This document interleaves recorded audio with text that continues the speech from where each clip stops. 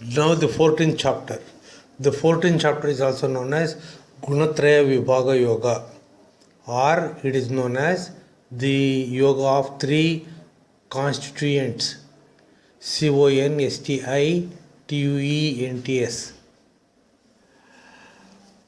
Bhagavan, Lord Krishna, finds a good student in Arjuna. So he says he is going to teach him again the highest knowledge and why different people act in different ways. He is going to concentrate in this chapter about the three constituents or gunas, what we call. In nature, we can find some people acting as good people,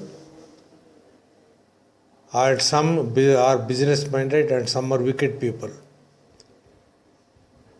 Corresponding to this, we have got three gunas or constituents. We call them as Sattva Guna, Rajo Guna, and Tamo Guna.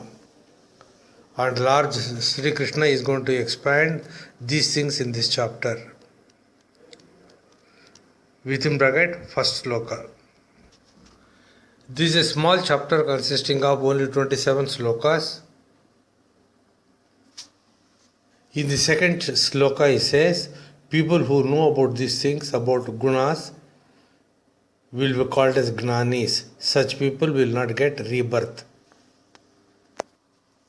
To understand the third sloka, we must go to Prasnopanishad, which says Paramatma has got two types of natures.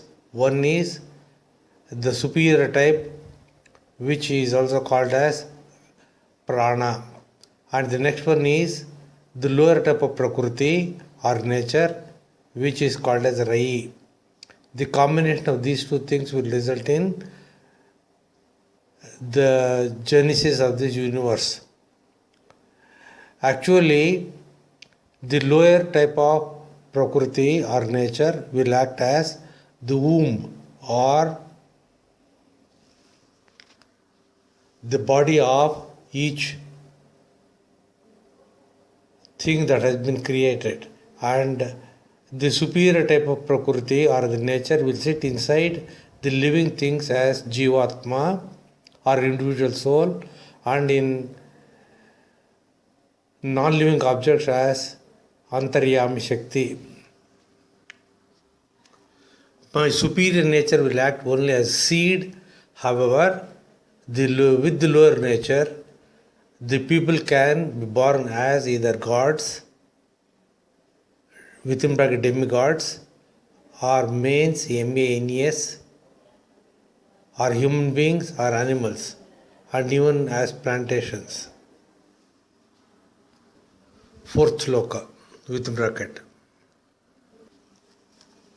There are three constituents they are known as gunas, sattva, rajas and tamas, and all the three are binding to a human being. Within bracket, fifth sloka. Among all these three, sattva is supposed to be very pure and sinless. Sixth sloka. However, people in rajas mode will be more greedy and will be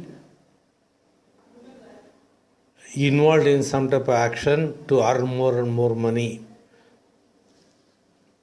Within bracket, seventh sloka.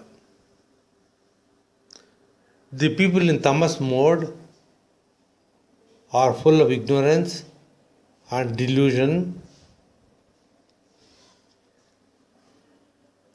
and it binds the people with sleeplessness, laziness, and ignorance.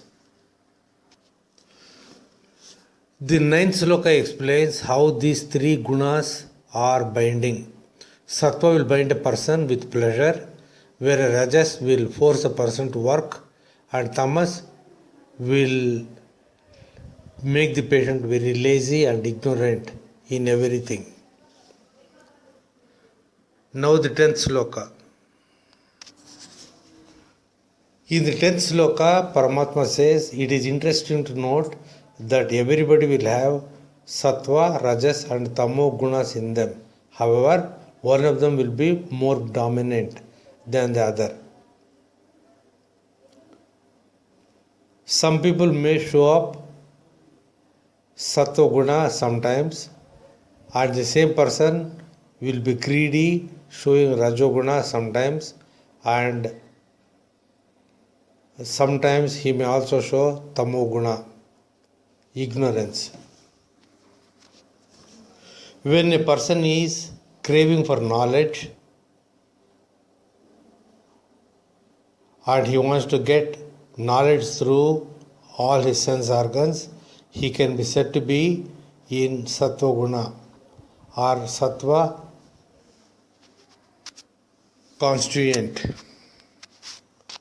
When a person is involved in making money and getting involved with more and more activities, he is said to be in rajoguna. And when he has got all bad thoughts, he is supposed to be in tamoguna.